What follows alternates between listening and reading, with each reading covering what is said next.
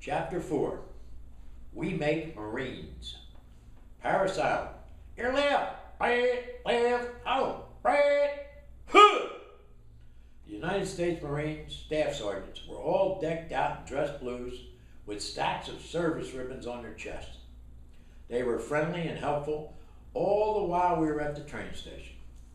Like good old buddies all waiting around to go on a social trip together, smiling at our parents, winking at each other, knowing all the while when we were lining up and we were getting on the train, and then, oh my God, the shit hit the fan. The very moment the train lurched forward, they turned into fierce warriors and started screaming at us, bullying us, riding the weak, baiting the strong. It was absolutely awful, and we were all scared out of our minds. There were many blacks. I never met blacks before in my entire life until we got on that train, and I found out they were just as scared of me as I was of them.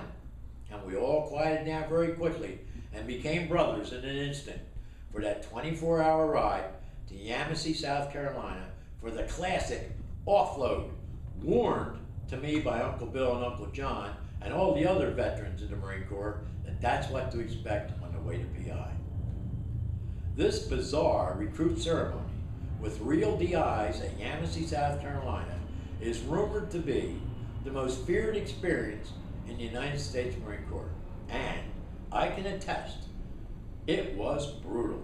They pushed us, they shoved us, they knocked grown men down on their knees, all in their face with these graspy, gravelly voices screaming, "Come here, shipbird! Get in line, you civilian pussy!" Truthfully, I remember very little about the train ride to Yamasee, or the bus trip to Paris Island, or anything else for that matter during the first 3 days as a Marine recruit. I, like all the other recruits, was brilliantly, systematically programmed and manipulated into complete shock and fear. I was convinced personally I was stark, raving mad, and I should have listened to Grandma and my uncles. God, did I cry. It was 3 days of a humiliating confusion. Get out of the rack! That's the bed. Get out for the chow hall! That's the cafeteria. Get out of the chow hall! That meant leave the cafeteria. Get into the head! That was a bathroom. Get out of the head! That meant zip it up and get going. All with tumbled arms, tumbled legs, tumbled elbows, and tumbled assholes. All bunched together in lines, naked and afraid. The only identification was a purple number pasted on each chest. It was hard to recognize anyone, especially after our heads were shaved bald as billiards. I did not recognize either Marty or Wayne after our skin it back and milk it down routine with the medical personnel. And then we had a shower, and then we shuffled off past each other in naked lines to get our brand new official Marine Corps underwear and other official Marine Corps stuff to replace our nasty, cruddy, stinking civilian clothes. We bundled them into packages and sent them home. "Get that civilian crap off my base," yelled our DI. Egad, they hate everything.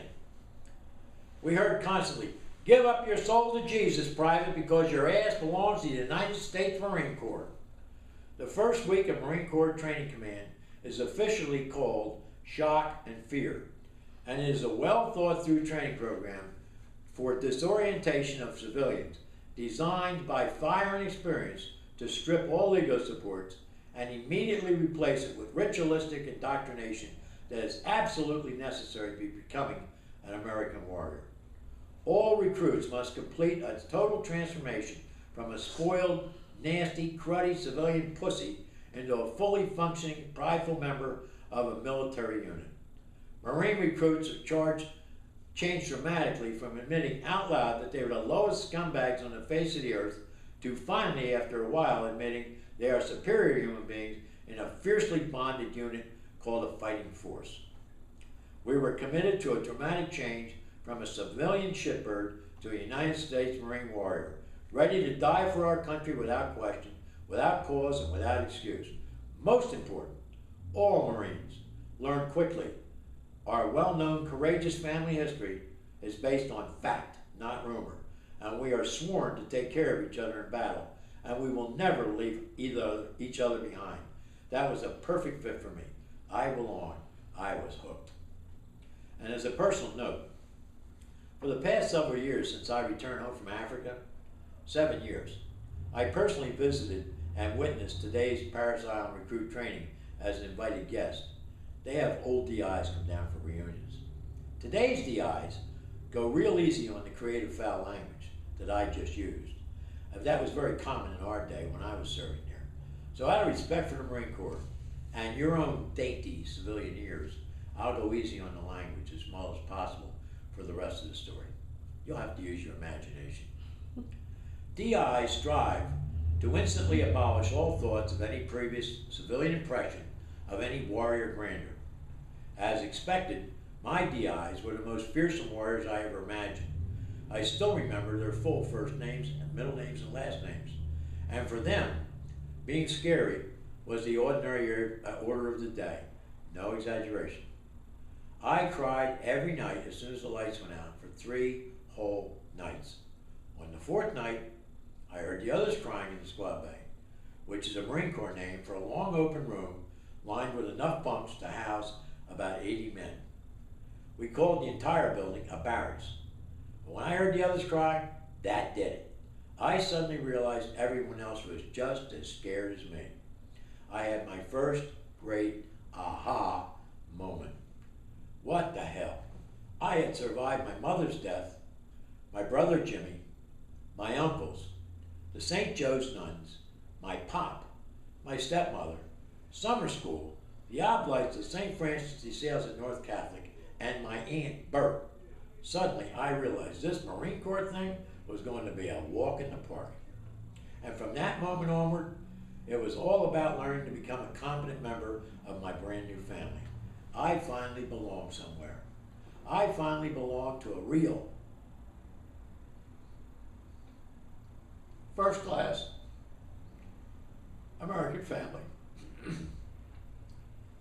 And I would do their bidding without complaint.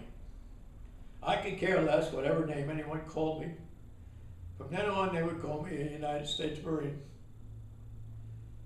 The next morning, as our senior DI flicked on the lights and yelled in his gribbly, gravelly, graspy-ass voice, "Get out of the rack!" My feet were the first to hit the deck, and I never again did I come in second.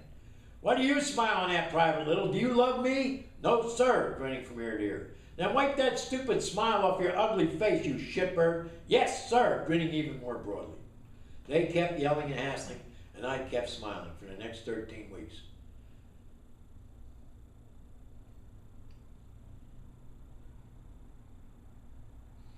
From that day on, being a Marine was a pleasure and a breeze. Meanwhile, back at Mount Airy, what Marines called second lieutenants, civilians called college boys. Marine enlisted men were grunts. Grunts did all the grunt work. Lieutenants did all the thinking work. Officers and men are the polite terms we use for separation of the class culture in the military. But you never fraternized, you never mixed the two. Back in Mount Airy, this separation of cultures was purely social and very clear and very territorial in nature. You didn't fraternize there either. Upper Mount Airy is loaded with college boys wearing preppy clothes, and Lower Mount Airy was loaded with potential grunts, all wearing jeans, motorcycle jackets, and boots. In the tough guys, it was the tough guys versus the sissies. Jimmy became one of the tough guys, I became one of the sissies. And I was a college boy.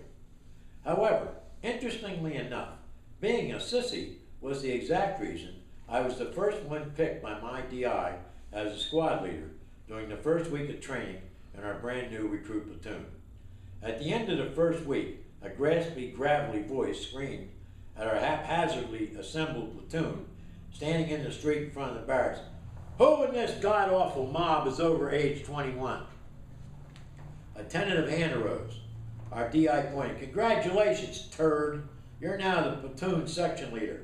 Any of you other turds go to college?"